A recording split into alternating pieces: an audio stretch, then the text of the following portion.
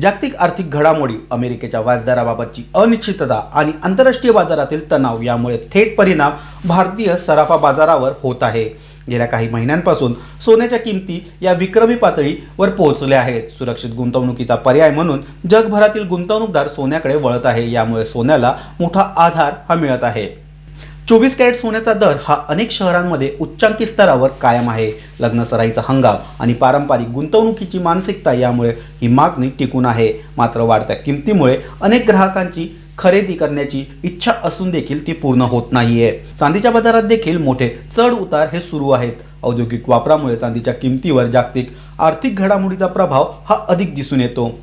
काही व्यवहारांमध्ये नफा वसुलीमुळे घसरण दिसली असली तरी दीर्घकालीन दृष्टीने चांदीकडे सकारात्मक नजरेने पाहिले जाते।